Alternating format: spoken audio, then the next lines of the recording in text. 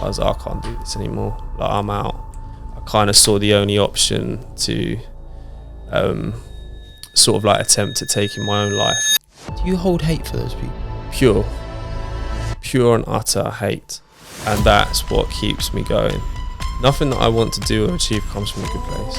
I'm sorry to hear that. I just feel like so many people blame different things. Oh, I can't do that. Well, firstly, you've lost because you said you can't. Yeah, same as like, I can't afford this. The mindset should be, how can I afford this? I love that. Oh, you! Yeah, you. I know you're looking at yourself right now and you're thinking, why am I not subscribed to the Gooms Podcast? Just f***ing do it then, because it helps the boys out more than you actually know. Peace. Ladies and gentlemen, boys and girls, welcome back to the Gooms Podcast, episode number 56. Let's go. Our guest today has travelled far and wide again. He's come all the way from London to jump onto the Gooms Podcast today. His name is Nicholas Dimpsey. A round of applause from everybody in the studio. Whoa. Let's go. Yeah, man. Thank you for coming down. Thank you guys for having me. Yeah. How are you, brother? Yeah, all good. Can't complain. The journey was all right, you know. So, yeah. Well, you're in for a fucking treat, mate. Not a lot of people get to come down and sit down on the Gooms Podcast, so congratulations. It's a not massive in this environment, especially. Yeah, I feel privileged. But yeah, brother. I mean, obviously, thank you for coming down. Let's just to give the listeners a bit of an insight to you. Where did it start, bro? Let's go back to the beginning. What do we class as the beginning? So the beginning of business, beginning of school, beginning of. Let's find out the fundamentals of Nick. How did you become the person that you are today? And was there any stuff in your childhood that created the person that you are today?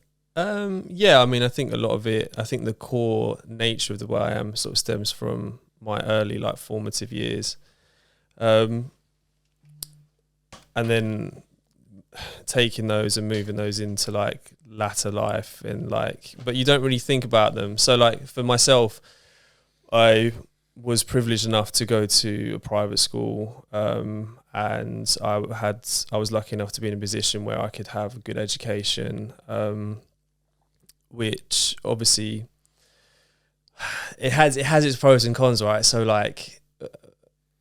although I went to a private school and I had the privilege of having a good education, my family didn't necessarily have the finances. So I was on a scholarship there and everything was fantastic.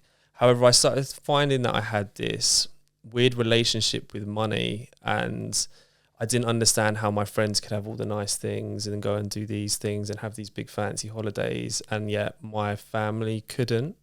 And my mum was working 2 or 3 jobs at a time, and I think it just kind of was it sat in my sort of residual mind where I was like, I can't be like this. I can't live like this forever.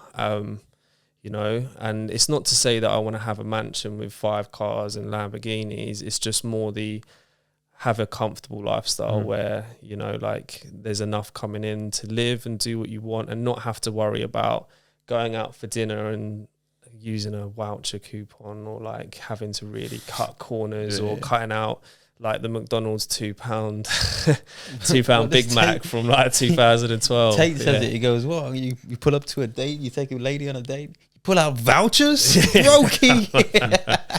But that's the thing, and that's just what it was, you know. Whereas all my friends at the time, because they were from wealthy families, they were doing all of the nice things, and I didn't understand, because I don't think you do when you're sort of 10, 11. You're oblivious to everything. Yeah, and you know, I was sort of 11, and that's when I started getting a paper round, you know what I mean, or I used to deliver a magazine locally, and that was just enough to get to save and this and that. And then there was a holiday school trip that I wanted to go on, and it's all my friends just paid for it, and my mum was like, well, you know, your paper round can pay for that. Do you know what I mean? So then everything I'd saved up went to that. But it was such a key lesson, do you know what I mean, that my mum was teaching me, that at the time I just thought, oh my God, this is shit, man. And what did you learn from it? I learned from it, you just have to work hard and you have to save for what you want to get. Someone's not always going to be behind you, supporting you, or you know, I guess the reward to working hard is something that you actually want to do. And I was probably about 11, 12 at the time. Year 8, I think, is when I went on a school trip. But it's a very young age to start thinking, I need to work to get what I want. Yeah, and It's actually quite impressive.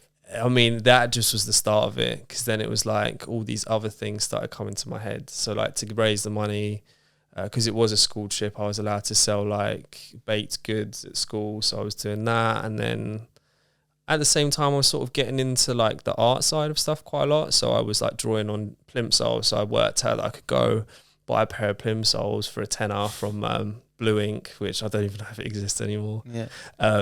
Draw some graffiti on it and then sell it for £20. And then when you're 11, right, you're like, yeah, I've made £10. Like, this is gonna buy me so many sweets.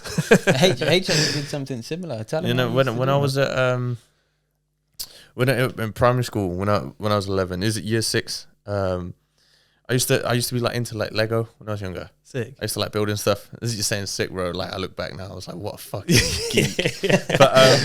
But everybody used to like bring their Lego men into school, or the other kids that had Lego, and I'd like customize their Lego men, like paint them, and like do like their character, like their favorite characters, like COD or some random shit like Batman, for instance.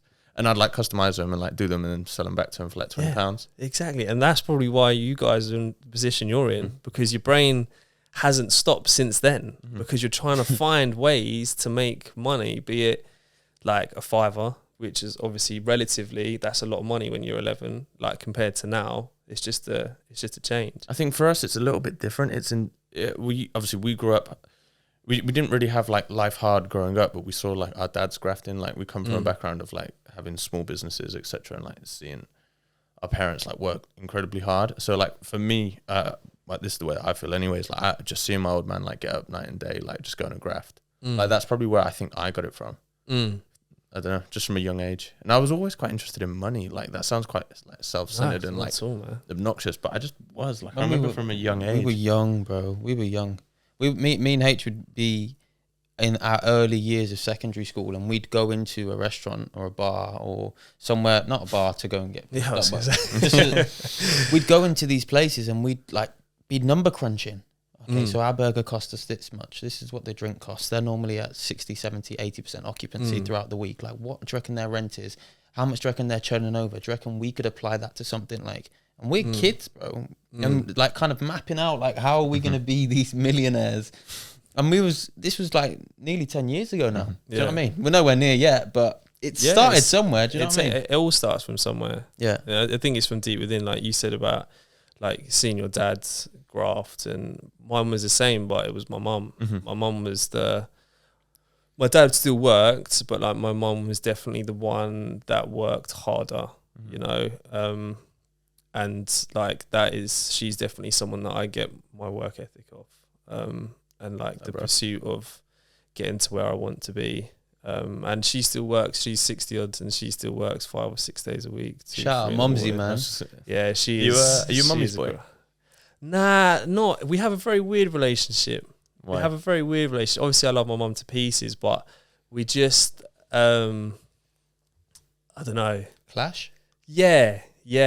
So like, obviously when she was like, so she set up her own business about 15 years ago, but kept things very moderate, very small, but like worked hard for herself.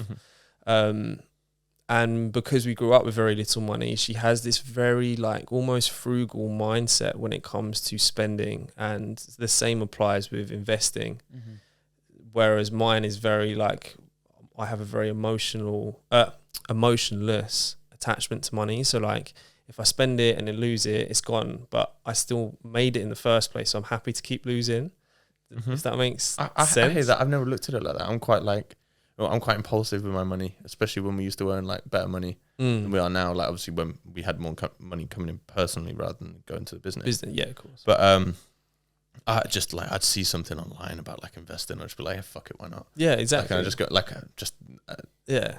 And if you lose, great entrepreneurs are, bro. Well, you got to risk it. You've got to spend to earn back. Yeah. So the guys that have the emotional attachment, my savings, I've got 15 grand in my savings account and I can't touch it, or go and pay for this 2 grand course, which is going to inevitably bring me in another 50, 20. Do you know what I mean? Whatever it's going to be. You have to come away from the emotional attachment to, I work so hard and save this over so much time. But if you don't put it and apply it to something else, you're not going to grow on it. It's just going to be there. And what you're going to do with 20 grand really in the long game? Yeah. Well, not a lot. It's actually going to lose money. Exactly. Because the way inflation's going, everything's going to contract on Exactly. itself. So, but like it's having that, and also having that, like it was, like last year I did lose quite a substantial amount of money with an investment that might not have been the sharpest one, but like she's like, someone was talking to me and they're like, oh well, that's a big loss, and I'm like, it's not really a loss though, is it? I was like, it's a lesson. I was like, I did something, it didn't pay off. Will I make that same mistake again?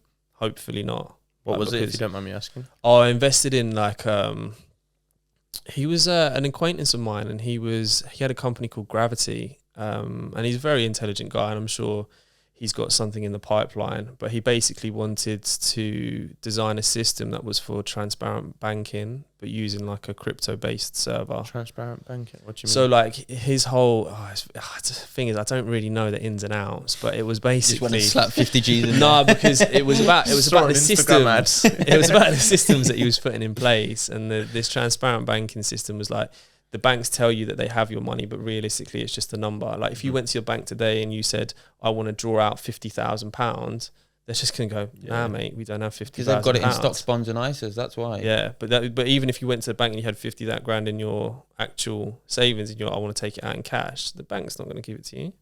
So then it's like, so what is your money? What is it? It's just a number. And he wanted to design this system that was like completely transparent with what money they actually had and stuff like that.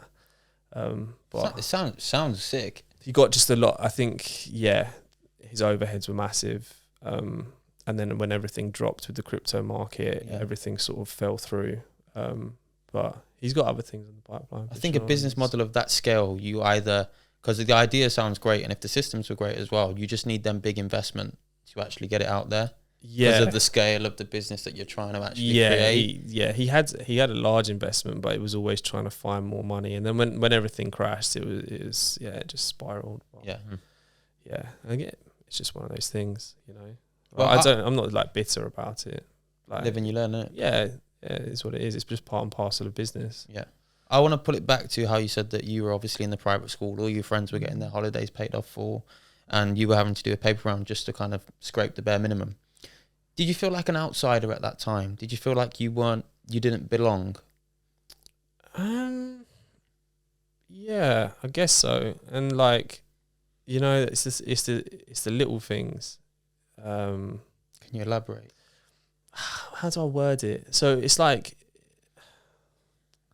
they would be able to get the newest phone, which at the time your standard phone was like £100, £110, and then you were just always that little step behind, or like they would go and buy their hoodies and everything from Abercrombie, and then your mum, you couldn't afford it, like it just wasn't feasible. And so like you feel like almost like this embarrassment, like you can't really fulfill what you're meant to be. And obviously like your social pressures when you're 11 are massive, you know. I mean, I can't imagine what they are like now, but like when you're 11, you care what everyone thinks, you care that you're not cool, you care that you don't have the new clothes or the new bag or the new this, you know, because that's all that matters when you're 11, 12. Yeah. You know? Yeah. It's true though, like I can't imagine what it's like now with social media playing such an important role in people's lives. But it's horrible at school like now. Like we kind of just came into school that social media became like a thing. It was like when everybody on Insta was like putting filters on their posts, like the actual Instagram ones. Yeah. It was like very much at the start. I think we were also lucky in the sense of we were cool to an extent. We man, we were. that sucks. Well, it took me until I was at least like 21 to be cool. Oh man. Well, I think you're a cool dude, brother. But yeah, I can imagine at that age, feeling like an outsider will really kind of determine the type of person that you come into in your adulthood.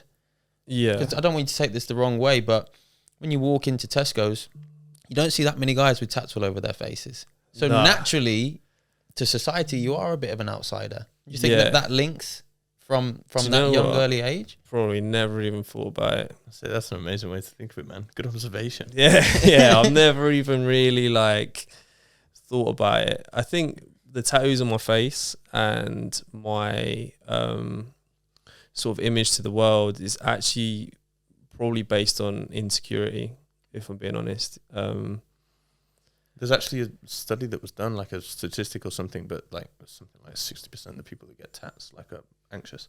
Yeah. Something along those type of lines. I can't remember exact numbers. So it was like, it started for me. So I started getting tattooed when I was 18, and it was just a case of like, you'd never see me in a t-shirt because I was like really underweight. I was really skinny.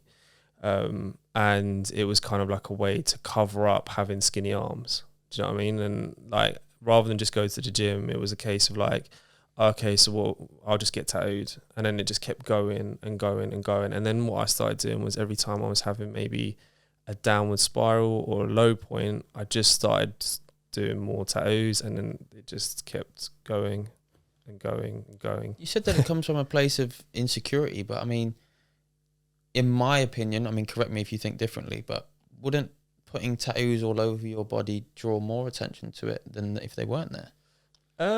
Yeah, I guess so in theory, but in practice, like at the times that I was doing it, it was kind of like, to be skinny and heavily tattooed was a thing in itself, right? It was a bit like, trendy, wasn't it? It was massively trendy. Yeah. Like if you were slim and gaunt looking, but you had loads of tattoos, like that was kind of an attractive quality to have. It was like almost like the gym guys were out and the heroin looking tattooed guys were in. Like, I don't know how long that lasted, but yeah. Is there any tats that you have that you regret? I don't really do the whole like regret thing too much, to be honest. I don't really pay that much thought. There's things I would probably change and laser off, but I don't sit there and worry overly about what's on me. And I think that's the best way to operate, really, because if you're so occupied by the past, there's nothing you can do to change it, and it's only going to affect your present and possibly your future. So to dwell on those things is no, yeah, I don't. Yeah, I'm not really one to like dwell on anything really. Yeah. Like if I'm faced with adversity, or if I have a problem, or if something's gone bad, we obviously have our like periods where we sort of think about it and reflect. But like it's just a case of like, okay, cool. So that's that. That's the cards that I've been dealt, and it's time to move forward. And well, speaking of adversity, I want to move on to after school, because I know that you kind of went through a bit of a rough patch in your life. Can you just let the people know a little bit about that? And so towards like my back end of school, like sort of 15, 16, I'd taken my drawings from being on the side of trainers and school bags to being on walls and trains and everything that London Underground possibly owned. So what happened was, from that point, maybe it was because I was an outcast. Mate, you're making me reflect on myself right now. a bit of a therapy session. I told you he was going to get deep today, bro. So maybe it was because I was a bit of an outsider. Like I was quite easily influenced in being part of another community. That community being the graffiti, street art subculture that sort of exists. And, you know, like I met this guy and I was doing bits and pieces just locally, like, you know, what you do when you're a teenager. And then I met this guy who was a few years older, and he just had a massive influence on me. Positive or negative? Well, it depends how you look at it. Directly negative, inadvertently positive. Okay. Like taking the negative from a situation has led it to be a positive outcome. Can you elaborate what you did? It was my first experience of almost like sociopathic and narcissistic behaviors. So like I was young, I was 15, 16. He was, I believe, 19, 20 at this point. And I don't know if you've ever looked up to someone, but like that's what I did. He was better at what I wanted to be good at graffiti. He was a tall, suave looking guy, like that got a lot of attention from women, and I was kind of like this weird outcast that was a bit nerdy, underweight, and was good at art and chess. Like, wow, like yeah, cool was not my thing. I think it's sick that you're good at art and chess, man. Genuinely. Yeah, it works out in the latter years, but when you're a teenager, man, it is awful. Like, and he kind of just got me to do things which I shouldn't have been doing. You know, like he was just getting me to do stuff that I wouldn't have done or wouldn't have even thought about doing, but because I looked up to him and I put him on this pedestal and like sort of idolized him in a weird way, I just did it.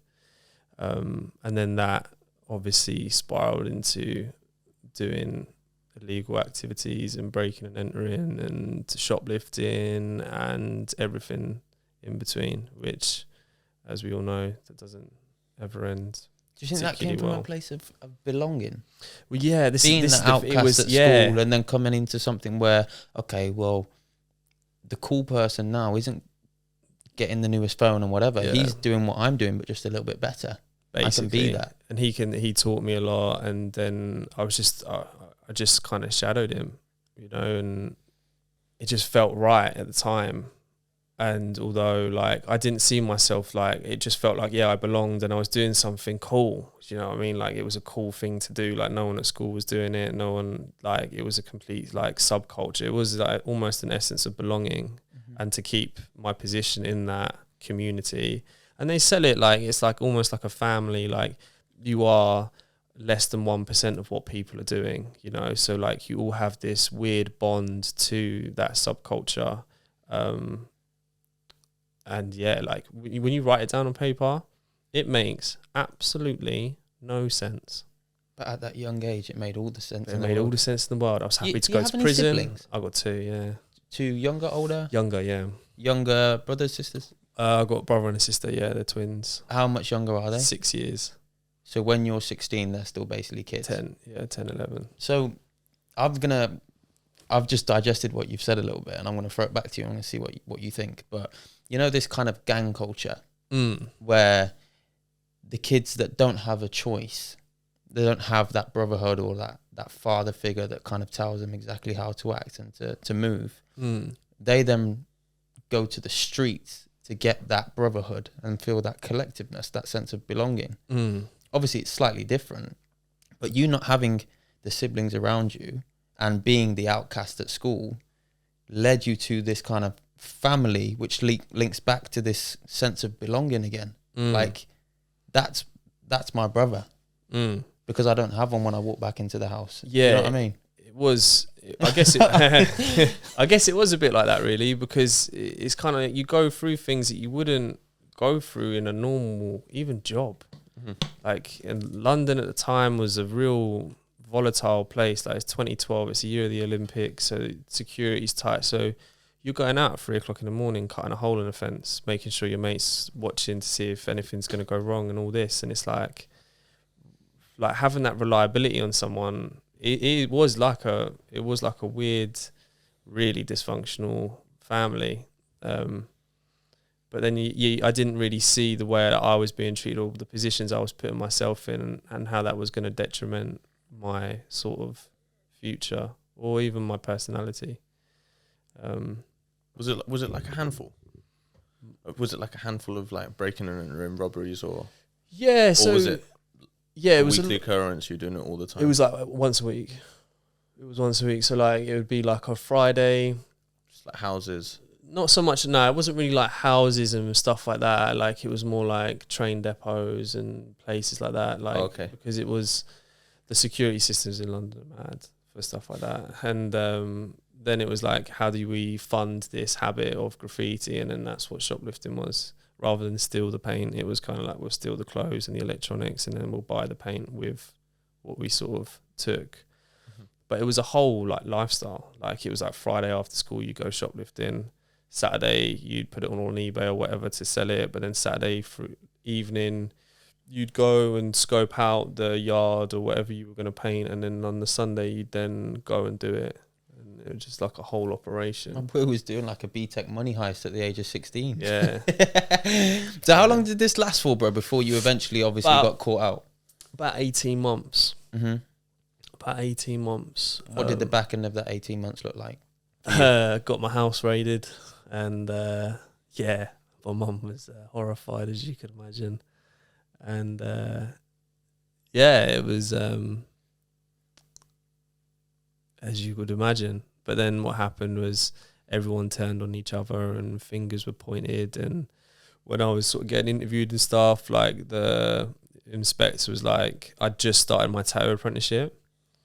And he was just basically like, if you promise to stick with this and leave this alone, he said, I'll just leave you be. So I was like, cool. I was like, that's that then. It's probably the biggest butterfly effect. Yeah.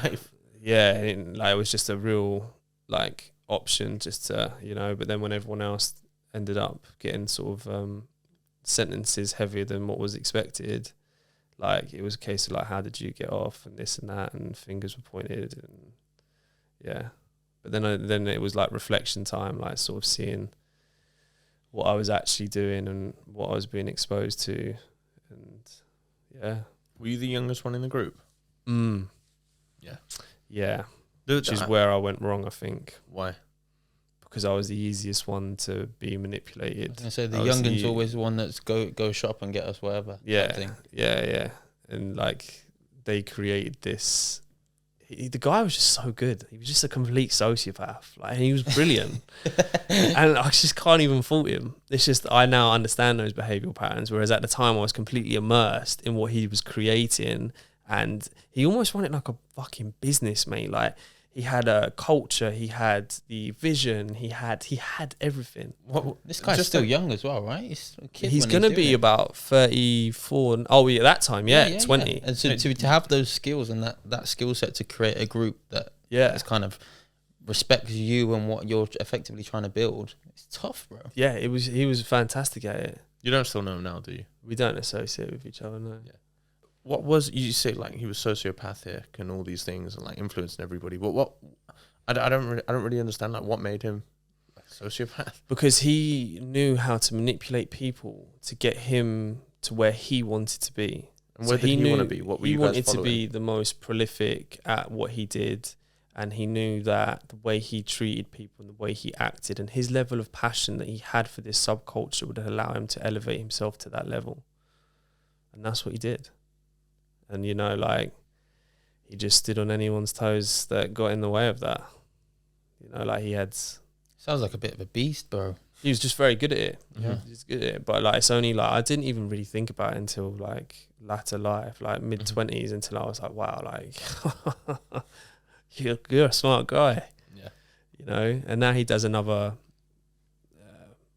he's into another sort of subculture scene, and he's done the same thing there, but he's just done it and put it on social media, and he's done well from it. So he could be a potential podcast guest, man. He could be, yeah. He'd be a great one to have. Sit and manipulate the fuck out of us in our own episode. Just the way he comes across, he's just so intelligent with the way he presents himself. Like I think that you are though as well, bro. Probably learned it from him. Probably did. Like there's probably part of me that subconsciously saw his behavioural mechanisms and then replicated. And did how, because I was still super young when I met him. I was like 15. Your brain's like Play-Doh at that time as well. Your surroundings and the people that you're in and around literally mold the way that you think, move, and act. Yeah. In your adult life. Yeah. So sitting in that investigation room and saying, I want you to stick at this apprenticeship and I'll leave you alone. What were the next steps in the process to get into the Nick that we have today on that journey? Well, I just knuckled down and tattooed, and I just became obsessed. Like it wasn't even a job; it was an obsession. Like it was just, it was kind of like I didn't want to be at home, like I didn't feel like I belonged at home. So then tattooing kind of filled that void that I'd then lost with the graffiti sort of subculture stuff. And then I fell into the same trap, but for a second time, just with a different mentor, someone else that I looked up to, and then the same cycle repeated itself. I worked a lot, like ridiculous hours. Like I'd get into work at probably about 8, 9 in the morning, get all the stations set up, wait until they finished about 7 o'clock, and then I'd start tattooing at 7:30, 8 o'clock at night. And I did that 6 or 7 days a week. And I did that for about 2 or 3 years. And I fell into the same trap. There was a guy that I worked alongside that I wanted to be like. I was 17, he was 22, 23. His tattoo career was on the up. He was young, he was trendy, he was going to all these fancy parties with all these good looking girls. And I was like, I just want to be like that guy. And I fell into the same trap again. What do you mean by the same trap? Because in my sense, illegal break-ins and graffitiing are very different to creating pieces of art on people's body. I just meant in terms of the way that the person treated the other person. Right. So like, I'm not talking about the actual commitment of the act. I'm talking about the commitment of the person and their behaviors and the way they treat people. How did these people treat you? This guy was just awful. Like, he just it was just bullying. It was just complete and utter like bullying. But same again, like, I just looked up to him. I wanted to be in his position, so it was like I was the apprentice, so I was bottom of the barrel.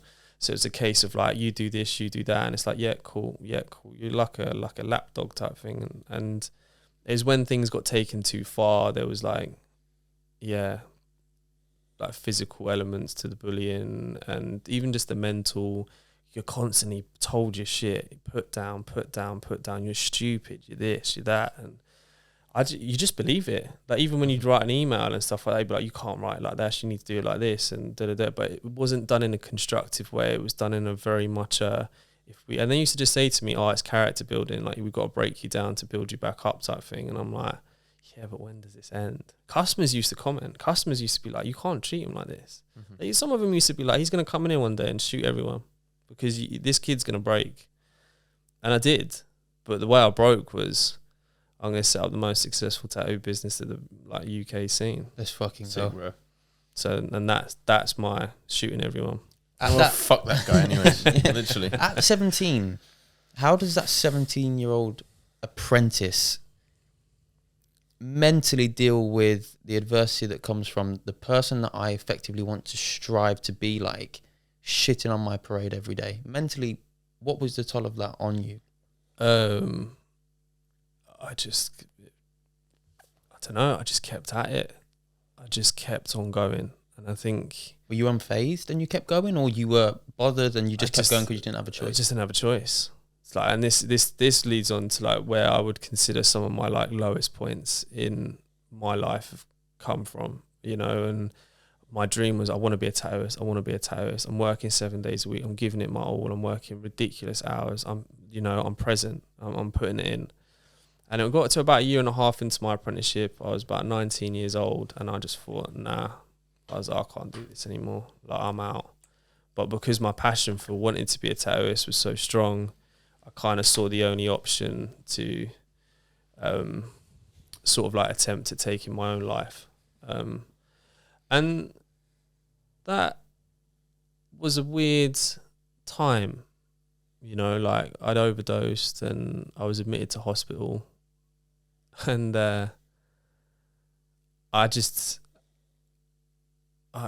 it was just because I couldn't, I don't know. I'm sorry to hear that you got that low, bro. Yeah, it was just a mad time. Like, I know everyone goes, you got to love it till it kills you, but like, I didn't know they actually literally meant it. And it was even at that point, it was mad how like I'd got treated.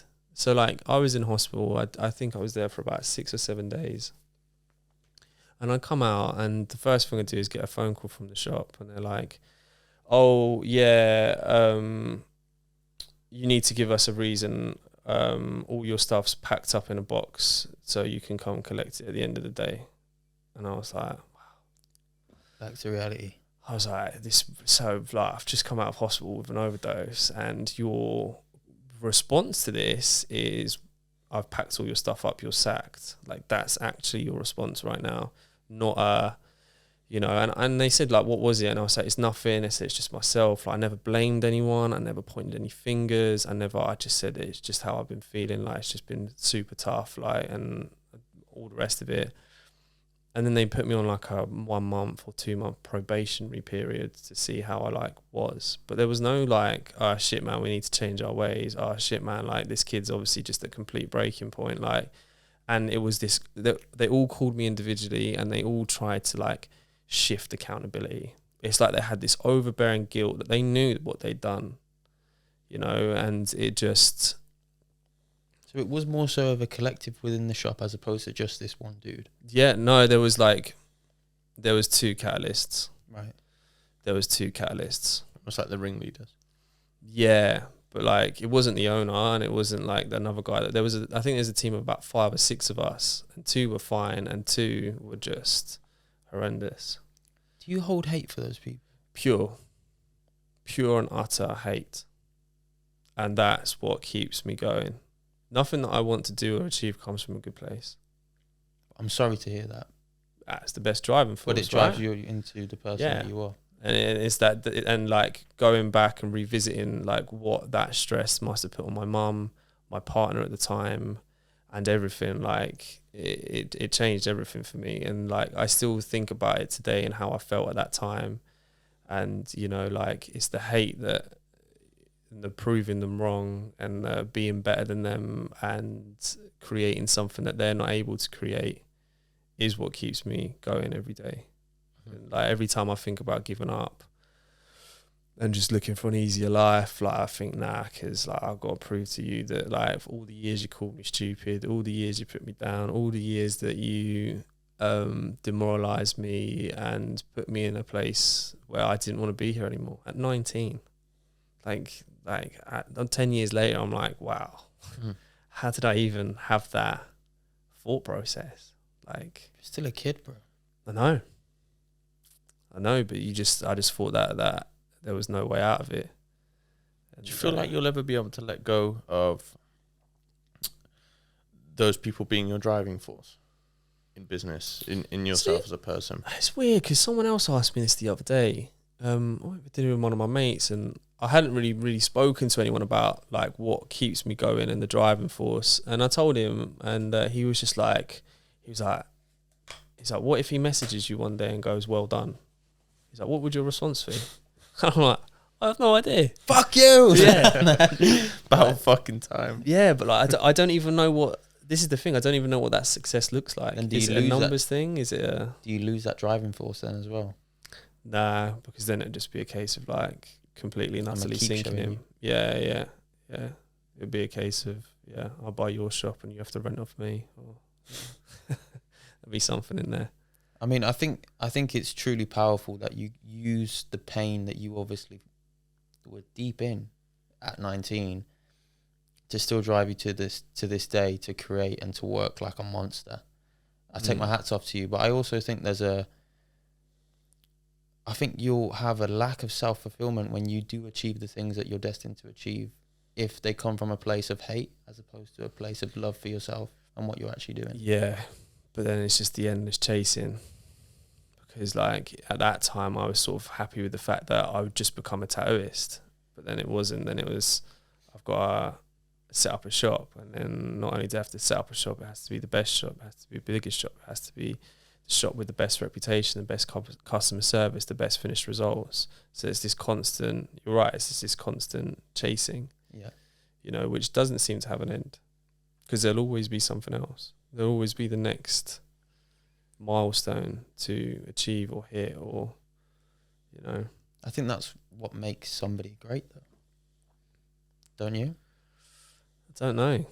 Because I touched on this actually in Jack's podcast, Jack's episode, where the great people always want more. And I used a football reference. Cristiano Ronaldo might score a hat-trick, but he might miss 3 or 4 chances and say that I wish I should have scored 2 hat-tricks. And they'll always look at what could I have done more, because that's what keeps driving them to be the best.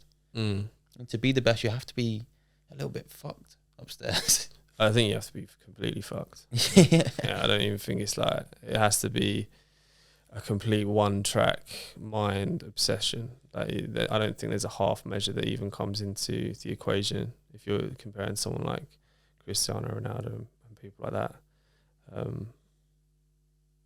Just that drive, it just has to be, it just has to be obsession. Like, people say to me like, "Oh, don't you take days off, don't you?" I'm like, not really, nah. Like, I try, like, I keep a Sunday aside to spend with my kids and stuff, but like, for the most part, my phone goes on at about 6:30, 7, and it goes off at about 11 o'clock by the time I've done everything, settled down. Do you think the adversity that you went through have changed the father that you are, or what you could have been or would have been, in a positive or negative way? It's a tough question. Because you also said that you clashed with your mother. So Yeah. I can imagine your relationship with your parents isn't as strong as maybe you'd want it to be with your children. My relationship with my parents is a strange one. I don't really have much to do with my dad. Just through maybe a clash of interests. But how that reflects on my kids is probably how we sort of spoke on earlier. Like, you know, how I said like, oh, it was a negative, but like you try and take the positive away from that negative. So having adversity and having parents that you might not sort of look up to or admire or want to be like or resonate with, you then flip it. You have two choices, right? You can either be the villain or the superhero. You can either follow the pattern that you were taught and you just repeat the cycle, or you do the opposite of that cycle. You know, like my mum's my role model in many aspects and my dad's my nemesis in very many aspects. And I try and think like, okay, we're not going to do that. We're not going to fall into that cycle. We're not going to do those things. And with my own kids, like it's very difficult at the minute because like my obsession is with the business and getting the business to a point where I can step back and I can give them the life that I wasn't able to have. And I don't even think that's about material things or like living in a big house or having a nice car or doing many holidays. I think it's about letting them have the opportunity to do what they want to do and live a life full of purpose.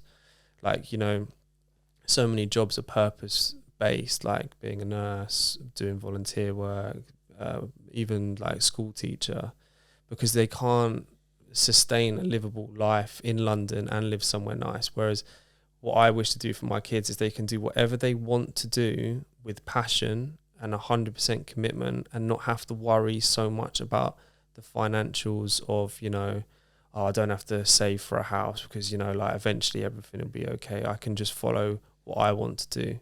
That's beautiful, bro. Mm-hmm. So it's maybe a different way of looking at it. I don't know. No, that's beautiful, and I think that's what most strong-minded men aspire to do for their children. I know I can speak on behalf of myself and H, that that's something that we would love to be able to give our children as well. The freedom to say, go and try things, because we had that same freedom, luckily, from coming from small business backgrounds where our parents were relatively successful, which allowed us to take that risk. Because worst case scenario, mum and dad are always going to have my back, or I'll always have a backup plan to fall into a job. Or so a lot of people on the podcast that are kind of on this journey with us now don't know that me and H were practically running the family businesses for 2 years and came away from a very good paycheck at the end of every week, a relatively free life. And we came away from that to chase our dreams. Would we have been able to do that without that security? I don't know. Would we be sat here having this conversation now if that wasn't the case? I don't know. Oh, you. Yeah, you. I know you're looking at yourself right now and you're thinking, why am I not subscribed to the Gooms Podcast? Just do it then, because it helps the boys out more than you actually know. Peace. It's interesting, isn't it? Because I didn't have that. So then what happens is I think your mind goes into like this almost like backup mode, like where it's like, if this goes wrong, this is it. So then it's like, it can't go wrong. Yeah. Like this is it can't go wrong. So every time you think it's going wrong, you've just got to step it up a gear, be it work more hours, change something, do more research, do more educational stuff to help better yourself, or cut stuff out. Like it's like this weird, like almost like hyper independence of like, this is it. Like and this is what I say to my partner. I'm like, if this goes wrong, like there's no backup. Like this is it. Like it's either me, like there's no one that's going to save me. Like this is it. Like, and I probably formed that in like when I first set up the shop, which I believe I was like 23 or 24, where I was kind of like this this has to work. There's no Back up against the wall. Yeah, like The Rock says it, doesn't Mm-hmm. it? When your back's up against the wall, there's only one direction you can move. yeah, You can't go backwards. So you can No. only move forwards. yeah. It's a weird. It's like I enjoy it. That pressure. Yeah, I Some thrive. people with it. thrive in it. Yeah, love Yeah, it. love that. Yeah, like because I'm like, okay, cool. Like this is where we're going, and this is how we're going to get there, and there is no contingencies. I'm quite excited for us to get to like a similar place where we kind of, with whatever it is, whether we have to pull something off with the pod or the business or a new endeavor that we're going into. But I'm excited for us to go to a place where we're completely like under pressure. I feel like that's almost like a missing part that I kind of need to like to satisfy myself with the business, if that makes sense. I because we've never been through it like outright where it's like obviously like Chris said where like we've been relatively comfortable and stuff like that growing up. But I feel like both of us would thrive in those environments. Obviously, it would be a different type of pressure coming from like obviously the background that you've come from. But like for us, it might be to save the business or a new venture that we're going into. We have to pull that off, and I feel like as a driving force, it would probably be one of the most powerful. Yeah, I want to play devil's advocate and say that even though we had that security to make the first initial jump, I'm so prideful that this has to work because the thought of going, Pops, I need a job, makes me feel sick. yeah, I agree with you. yeah. It's like a step back. So that's my, this can't go wrong. Yeah. Do you know what I mean? That's my driving But at the force. same point, like I would probably be in a position where like don't be scared to go broke.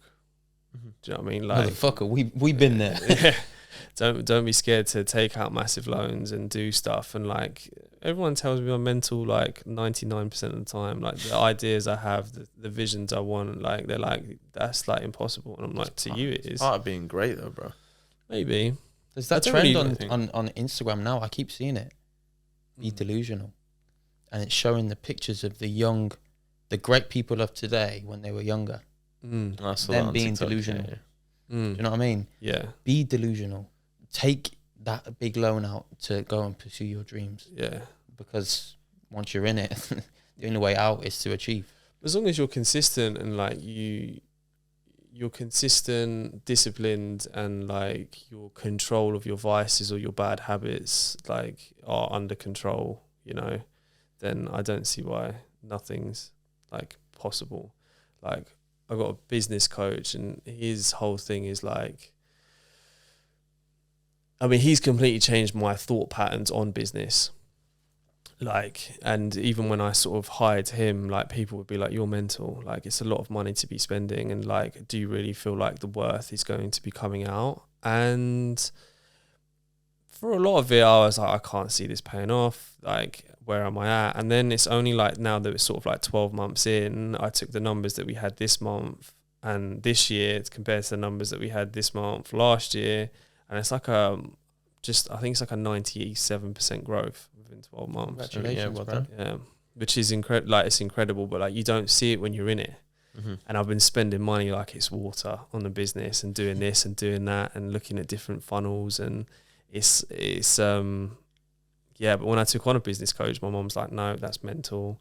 And sometimes I don't know about you guys, but like, do you find that like where you are in business, like there's someone that you want to be like or be in a position of, but you don't know how to get there, you know? So like, and you can't go to your mom, you can't go to your dad, you can't go to your mates because your mates are doing something different. So you need to go to someone that has that experience, that clarity, and just someone that you can sound off of before you go into something, be it a meeting. Like even today I called him up this morning and I was like, I got a podcast. I was like, I don't really know like how I should be coming across or like what I should be saying. And like he gives me like this very loose sort of synopsis on like how to articulate myself before coming into any situation. I just want to say you've articulated beautifully so far today. We're getting there. Yeah. We're getting there. We're getting there. But in terms of what you said about there's somebody that you aspire to be like or in the positions that they're in, but there's nobody around you that can help you get to that person. 100% I feel that. There's so how so do you many, feel like you're going to change that? Well, to be completely honest with you, I think it kind of slapped us in the face and we got a bit lucky because we met. Nah, not even lucky, bro. We put ourselves into the Perfect. True. That is bang on. No such Create thing your as own luck. luck. Yeah. I don't think there's luck. Do you know? Sorry to break up your point, bro. I was fucking walking the other day, man. And my mum made me look like an absolute idiot, bro. I was walking, yeah, and you know, like 3 drains. That's like a thing. Yeah, yeah. Like it's like, oh, it's bad luck. Superstitious. My mum was about to. I'm not even superstitious, bro. It's just everybody does it. My mum was about to walk over him. I was like, Mum, what are you doing? That's just bad luck. She was like, she turned around. She was like, H, what are you talking about? She's like, me walking over these 3 drains is not going to change anything. She was like, I create my own luck, literally, what you just said. And I was like, this whole time I've been avoiding fucking drains and I'm walking or on a run or something. I was like, what an idiot. Yeah. Shout out Mumsy. It's true though, man. It is true. Yeah, luck. But yeah, maybe maybe I worded it wrong because we do advocate for you create your own luck. Yeah. But in the sense of we got lucky, okay, that is definitely the wrong way to word it, because if we never took that risk, flew to Dubai, were engaging with people that then put us in touch with the person that put us closer to being the person we wanted to be. We met this guy through things that we've done. We added value. We said, come and sit on the podcast. When you look at the butterfly effect from how we met Khalid, it stems back to the Brian Grime episode. And that was an episode where we stepped away from and we were like, are our viewers actually going to take any value from this? And we were a bit like,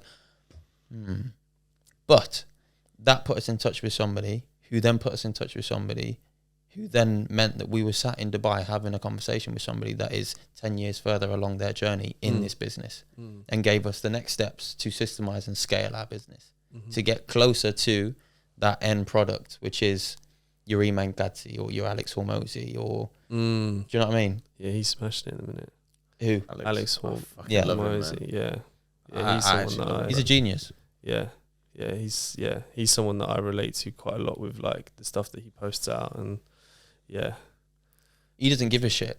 No, and he's straight. Yeah, That's why I think I like him so much. So it's brilliant though, right? Because it's like I say stuff like at work sometimes, and I think like, oh, Jesus Christ. Do you know what I mean? Like, what do you mean? Like what? Just like I am like mega unsympathetic.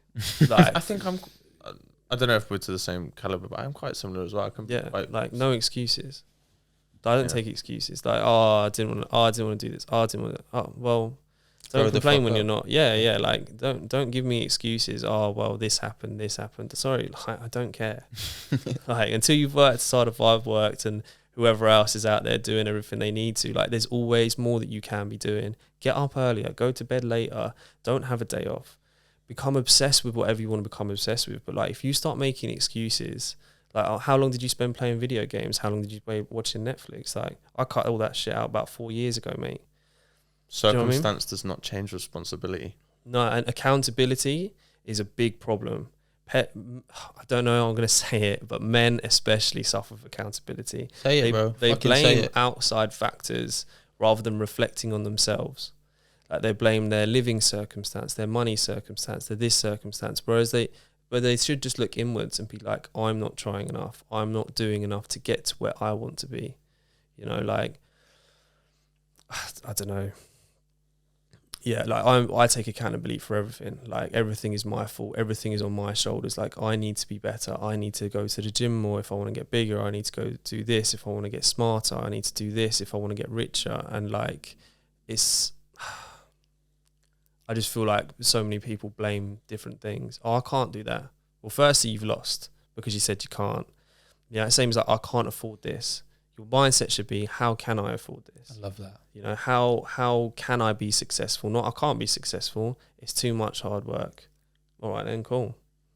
And nowadays, people seem to be more and more entitled, which for me, everyone's like, for me, it's like sweet. The more entitled people there are, the easier it is for me to be successful.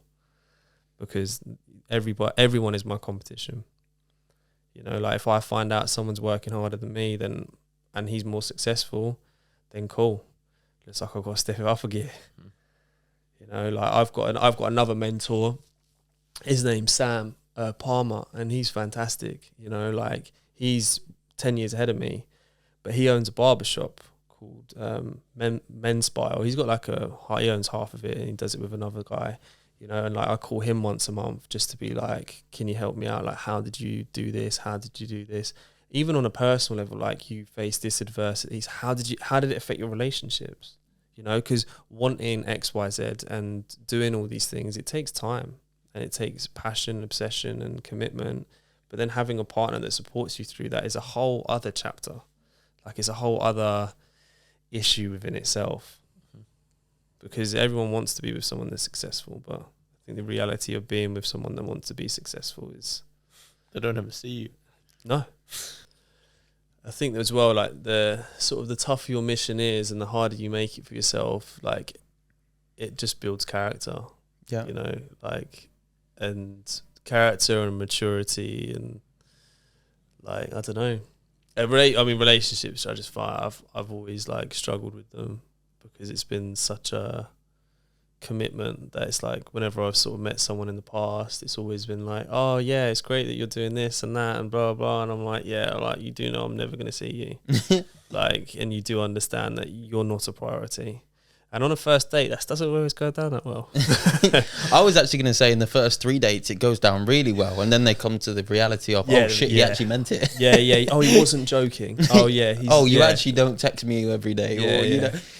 And he's out and he's in the gym at 7 a.m. and like. But girls are like built from attention though. But girls, they work emotionally, whereas us men, I think, but the majority of the time we work logically, and that's where the majority of our misunderstandings, or let's say clashes, happen. When I'm logical and she's emotional. Yeah. And I want her to think more logically, and she wants me to feel and act more emotionally. Yeah. But we then have to understand that as actual beings, it's tough to synergize that. And we just have to kind of find a balance. I think it's what most relationships struggle with, like logic and emotion.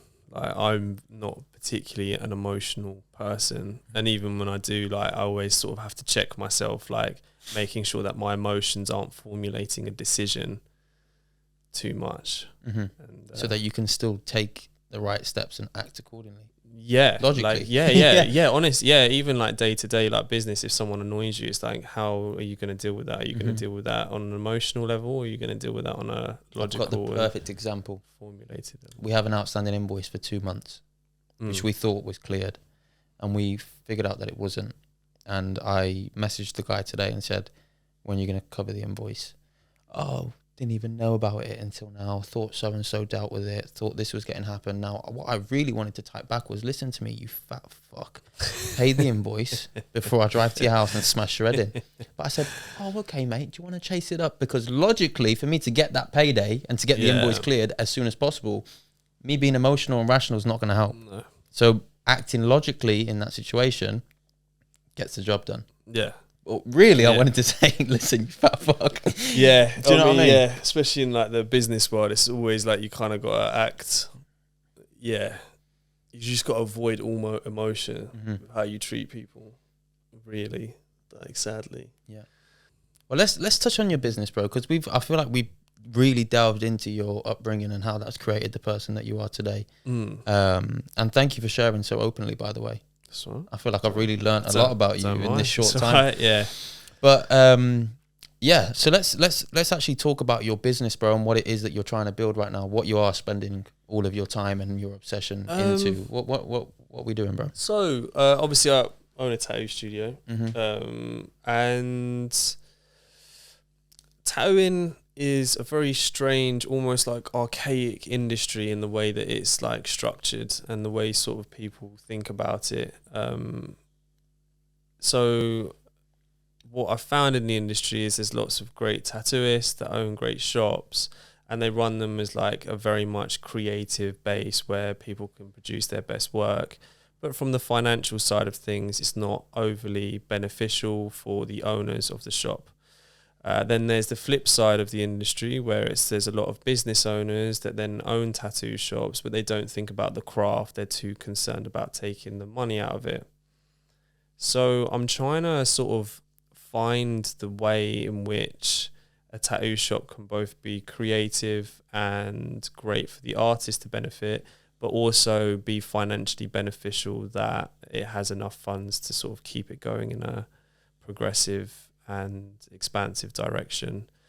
So currently what we're doing is we are finding systems and marketing systems, advertising systems where we can generate and prove that a lead will cost us however much and a booking will cost us however much, because a lot of artists and studios are struggling, and there's a lot of finger pointing back on the accountability sort of front. Is they're like, oh well, it's the market, we're in an economic crisis, no one's spending any money on tattoos. And I'm like, well, Louis Vuitton sold out their newest bag, which was £3,000, which looked like a sandwich bag.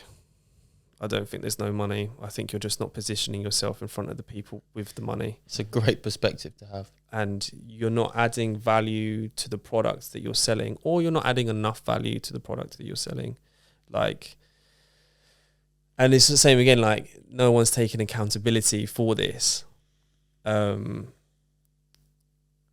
So I'm trying to find a way in which it works for both artists to thrive and get better and improve and create their best work in a nice environment, and also prove that there is money in it, you know.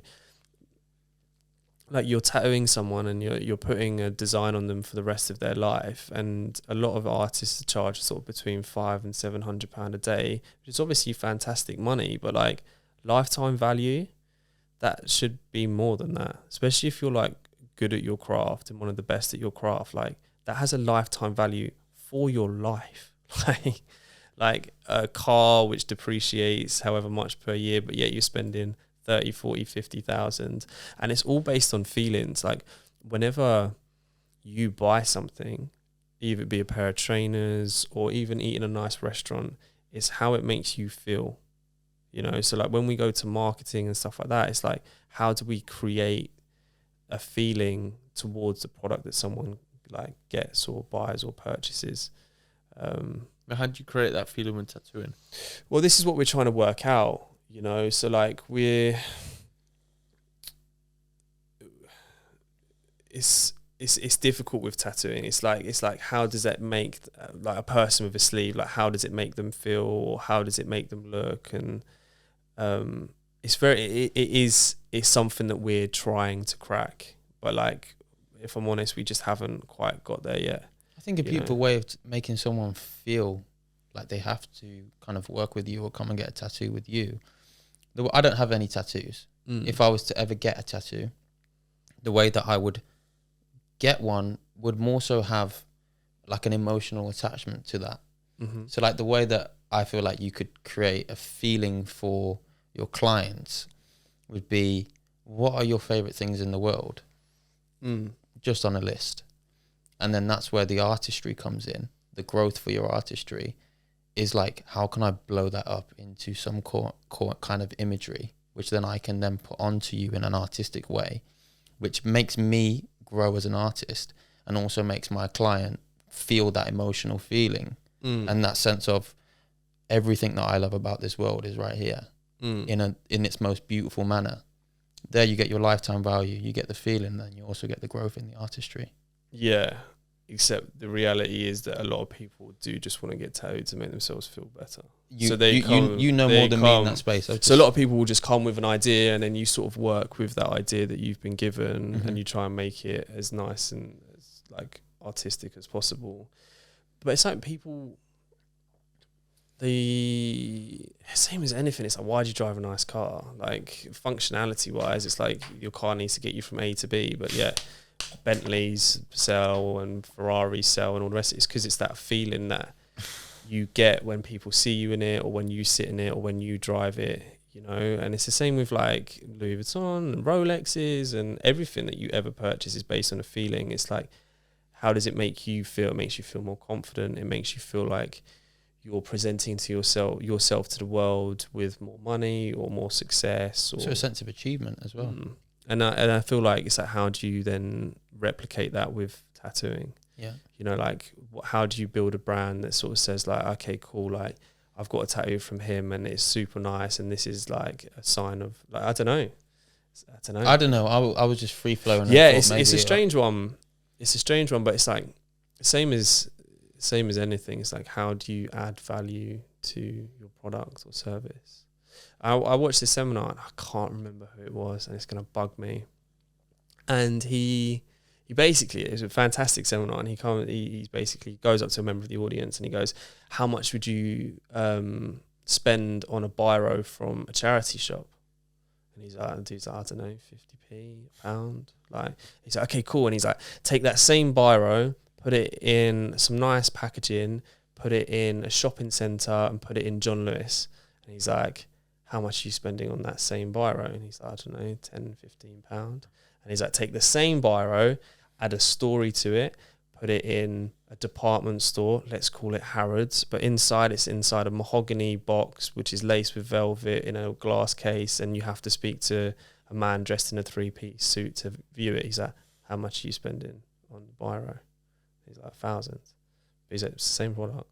It's just you've created value by all of the things that surround it rather than the actual product itself. And as well, the feeling of going and buying that from the pound shop or going into Harrods and speaking with this guy with the thing, there's so much more sense of achievement and that. So that's why I'm going to spend that money. So then how do you do that with every service that you do? Like, what are you going to do differently to bring that? A whole lot of fucking brainstorming. That's what you got to do, bro. Yeah, well, this is the thing. It's like, is it exclusivity that drives it? You know, is it because it's a one-of-one biro? For me, I think what adds up so much value to anything now is like a big social following. And anything, for instance, I don't know. If obviously the scarce of not being able to book in because you're constantly fully booked, and then a big social following, like if you're constantly fully booked because you've got this crazy following on TikTok, for instance, and everybody's trying to book in with you and they're traveling far and wide to come and get their tattoo done by Nick, like that for me is where the value comes in. Is that just the exclusivity though? Yeah, the perception of value rather than the value itself. Yeah. Because there'll be a better tattoo artist who's probably cheaper and easier to book your moves. Yeah, that's what I mean. Yeah, it's all that, and that's what it is. It's a lot of it's just like smoke and mirrors, right? But I'm going to wait 2 months to get in with Nick because he has that 100k on Instagram and he's fully booked when I open up his calendar on whatever. Yeah, it's mad. It's like look at the Spud Man. Have you seen the Spud Man on TikTok? Either of you? No, I'm this not. guy I'm that not does. on It's this TikTok. guy that does. Nah, man, he's been on the news and everything. He does like baked potatoes, and people are flying from all over the world to come in his little van and get baked potatoes. Right? I'm pretty sure. You're Tamworth, bro. Yeah. Now, Brusky actually went on. I've seen it on his story. People are traveling far and wide, like to come and get these guys baked potatoes, just because he's like been smashing out their content on TikTok. Yeah, mad, isn't it? So he's created value through popularity, I guess. Yeah. Nah, fair play to him. Apparently, he's been doing it for a good few years though. Now, like he's grinded for it. Yeah. We're doing a few things. Like our big thing is like diversity. So like we have a good range of artists. We have sort of like 15 different tattooists, all doing different styles, different variations, and also like a really sort of welcoming environment. So one of our studios is like a traditional studio with like the old school flash and paintings, and then we got another studio which we've designed so it's like a spa. So it's like it's got the cladding on the walls and then like a big mirror and like plants and no artwork on the walls. Actually, it's like similar, like minimal bits. And then we've got another studio which is like a high-end studio, which is like marble walls and like it's very. They all create 3 different feelings for 3 different clientele, right? So it's about trying to cover, and that's our unique selling point is diversity, is being different and having those options for clients. And the other thing as well is like, it's just, I don't know, we try and cater for everyone. So like, there's a big thing in tattooing at the minute where it's like, oh, I'm going to go set up a private studio because I've got so many clients and I'm fantastic and blah, blah. And that's all well and good, but then they're not nurturing anything below that. You know, like I've got loads of my clients I tattooed their mum years ago doing a name on a wrist, but now their son wants to get tattooed because the mum trusts me. And then the son will trust me because I did that small tattoo. So that small tattoo was £40, £50. It's now led to £2,000 worth of work. Whereas if you're just doing big stuff, like it's very difficult to build that trust with a client. You know, that's why word of mouth is so important to us. But Instagram took a massive hit and their algorithms maybe don't respond the same as they used to with tattooing or across the board. And a lot of artists are now struggling with getting new clients in, but it's because they don't nurture the local client base. They're not doing the small tattoos. There's no artists in the studios that do small tattoos, because it's like you're basically expecting someone to go see your work on Instagram haphazardly by chance and then think, oh yeah, I'm going to go spend £4,000 or £5,000 with that person. So other than the examples you've just given, what are you actively doing that differentiates yourself and your studio from these guys that are solely dependent on just putting stuff out on Instagram? So obviously we do use Facebook ads and meta ads to help with the Instagram, but like we also do stuff like put up hill pictures. You know, What's that? Hilled pictures. So like when you go on Instagram and you see a tattoo and it looks amazing, it's fresh and it's got special lighting on it and it's got all these smoke and mirrors that make it look amazing, but like it can come across as quite dishonest. And as we all know, that like the key to making a sale is honesty and is trust fundamentally. So like by putting up hilled pictures, it builds trust because it's like, that's what it looks like in real daylight, in no fancy camera tricks or anything like that. And we also do other campaigns, like we've got like local, like even like flyer campaigns, like the door to door, like we did 20,000 leaflets to try and build awareness and build those touch points, like increase curiosity, so that when people do go online and type in tattoo studios, like they've already seen us once, so they're already like, oh yeah, I've seen them guys, oh, I'm going to click on their website. Then the website's super nice, super easy to use, and it just covers everything. And like one of my big culture points in the business, I think it's the first one, is honesty. Just always be honest. Even if we can't do something for whatever reason, we'll recommend somewhere else to go. We'll tell you where we can help you where we can, even if it's not recommended in our own business, because you're building that trust and you're building that honest culture. And then when they want a tattoo in the future for themselves or for somebody else that maybe you can cater for, because that trust is built. Yeah. Oh, thank you for recommending somewhere else. They were super lovely. Like, we'll definitely use you guys in the future. Whereas if you're like, nah, we can't help you, they're like, I'm probably not going to call them again. Yeah. You know? And you're only helping the community. It's all about energies as well. That's bro. one thing to help someone, man. For real, bro. And if you put out that energy and like of just being a good person as well, people are naturally drawn to that. Being that dick on the phone is just never going to get you anywhere, really. And that's how I grew up in tattooing. It was always like, I used to get in trouble. I remember once I got a bollocking because it was a piercing. I'm pretty sure it was a piercing, and then basically we couldn't do it. It was like, we just couldn't do it. So I was like, no. I said, we can't help you, but like, I recommend going to this place. And he's like, why the fuck are you recommending other shops, blah, blah, blah. And I was like, I'm just trying to help him out. Like, we can't do it, so I may as well send him somewhere else. But at the time I was slandered for it. And now the more I've learned, the more I've absorbed with the business side of things, I'm like, actually, no, honesty is the right policy. And come full circle. Yeah, there's a great book by a guy called Marcus Sheridan, and it's called They Ask You Answer. And his whole thing was like, they ask the questions, we give them the answers, you know. And it's even down to like, I don't know, his was on pools, but like the equivalent would be like 5 reasons why you shouldn't get a tattoo done. And one of those would be like, oh, because you haven't found the right artist. However, then you answer your own questions. So it's like, however, if you do want us to help you find the right artist, send us your ideas and we'll find the right artist for you. Number 2 will be, tattoos are expensive. And it's always important to pay for a good artist that you trust rather than paying cheap, because we all know if you pay cheap, you pay twice, you know. And that's number 2. Then number 3 would be like, if you aren't 100% on a design, like this is a long-term lifetime investment. So think about that before you book in and make sure it is something that you want and it's not an impulsive move.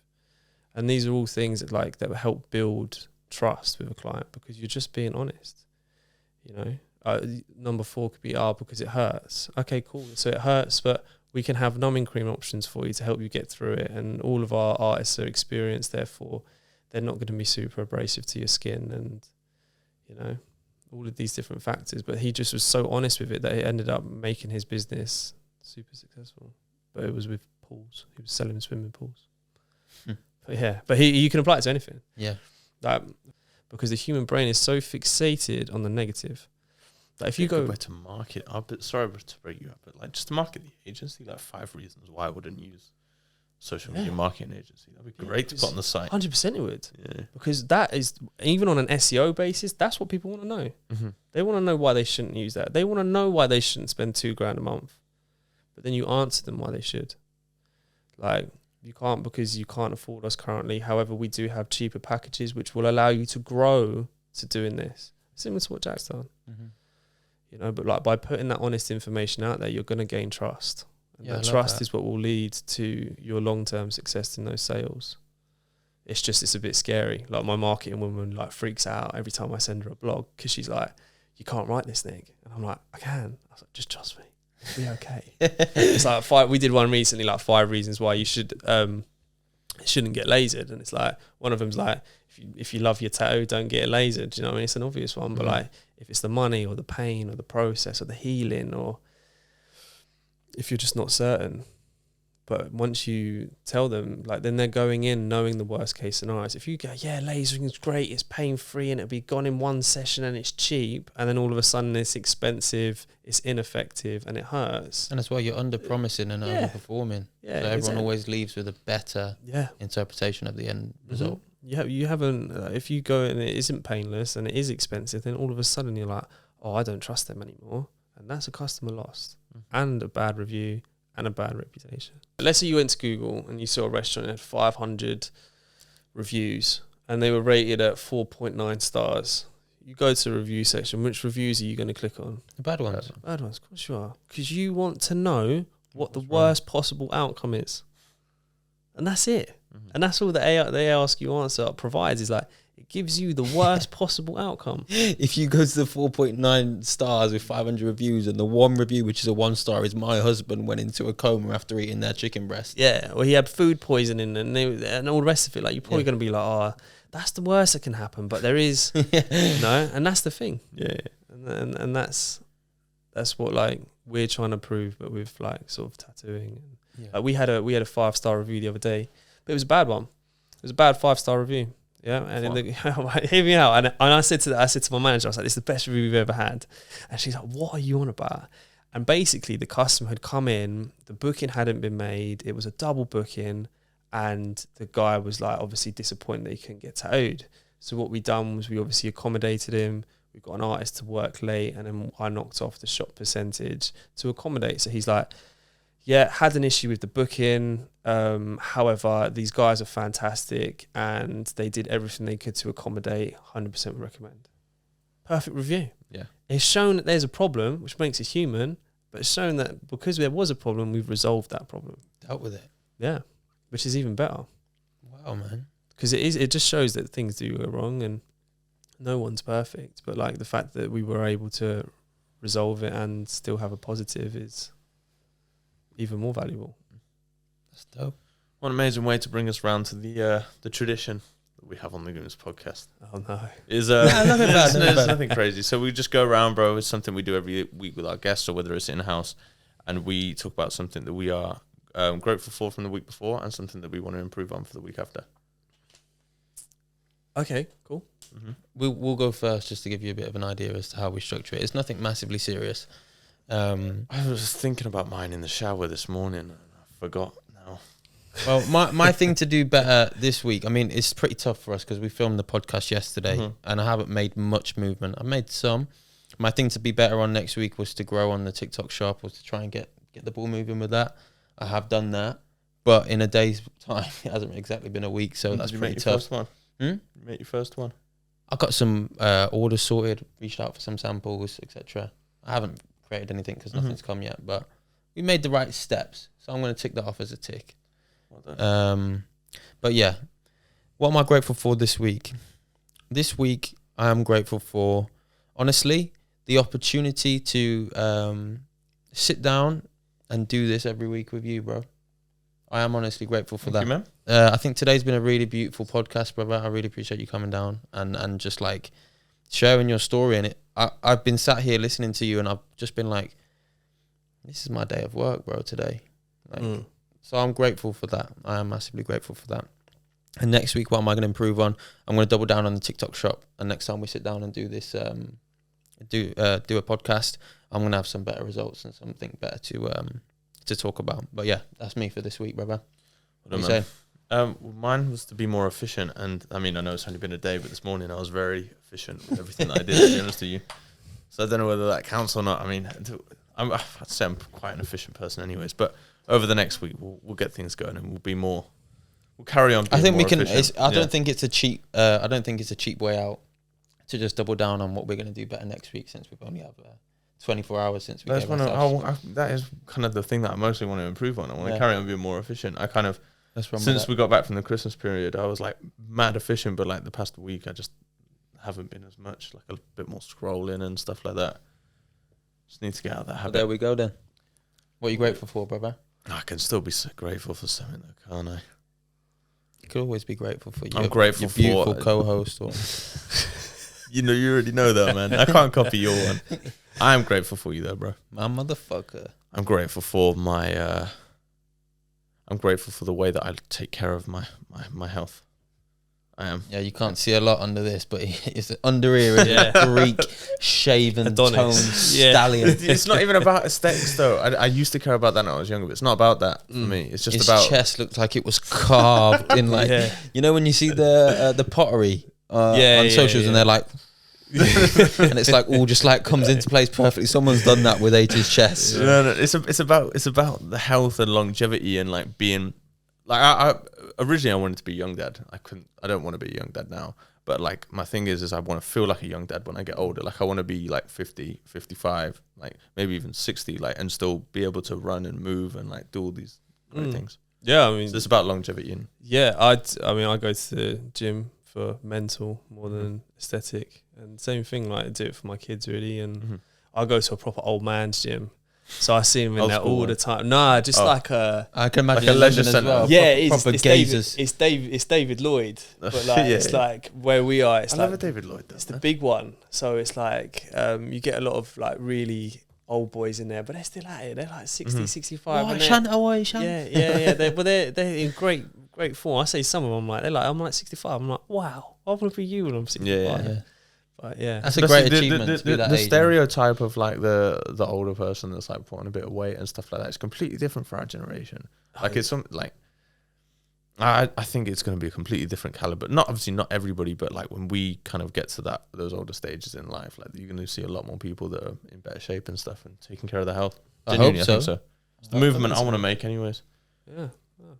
I'd love to have an impact on something like that. But yeah, let's swing it round to you, brother. What are you grateful for in the past week? I think I'm grateful for this past week. I mean, I thought you were about to say this pod. No, this past week. I think I'm grateful for the fact that I'm in a position of opportunity where I can inspire young artists and tattooists and sort of teach them about what they can achieve and where they can go with things, and offer that opportunity to the younger generation. That's beautiful, bro. And in the next week, what's one thing that you want to improve on? One other thing I want to improve on in the next week. Where are we? It can be anything, honestly. It can be as simple as like, I need to make my bed better. For an example. It doesn't need to be massively deep. Yeah. Just maybe be a bit more consistent and disciplined with my like daily routines. And actually I'm going to say that. I'm going to say I need to be more disciplined with my diet this week, because my diet is horrendous. As much as I train, my diet we don't take this stuff lightly here on the Gooms Podcast. We've had a couple of hiccups in the last couple of weeks, not living up to our improvements for the next week, but we take this shit seriously. Yeah. So we'll hold you accountable. Yeah, man. Yeah. You better live up to the diet, bro. I can help you out as well, man. Anything you need, drop me a message. Do you know what? I'm just like so busy that I forget to eat. It's not what I eat. It's the amount I eat. Why don't you try one of those meal prep services? Yeah, even that, I just like forget. Do you know what it is when you're tattooing someone and you're charging them XYZ? Like you're like, oh, I got to take lunch, and then you feel guilty for taking lunch because they're paying so much. And then do you know what I mean? Like, don't they want to go and eat whilst you're tattooing them? Yeah, for I long guess days. so, but yeah. That's it. It's just that's the bit I suffer with. Listen, if it's important enough to you, you'll find the time. Yeah, that's true. You always prioritize what you said find important. Accountability. I do. I need to hold yourself accountable for that diet, bro. Listen, he ain't going anywhere. He's got half a tat done. If you go and have a quick scran for 20 minutes, I think he'll still be there when you get back. He'll be all right. He'll live. Yeah.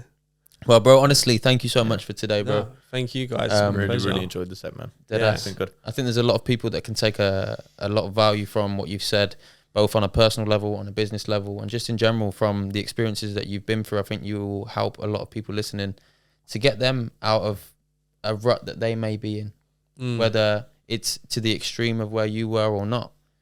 Tomorrow can always be better. And that's one of the main messages that I've taken from you today. So for that, I'm thankful. And I speak on behalf of the listeners as well and say thank you for that too, bro.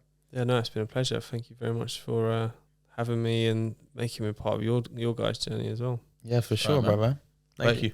Yeah, listen, everybody at home, man, thank you so much. Make sure you like, comment, subscribe, turn that bell notification on so you get notified every time we release a podcast.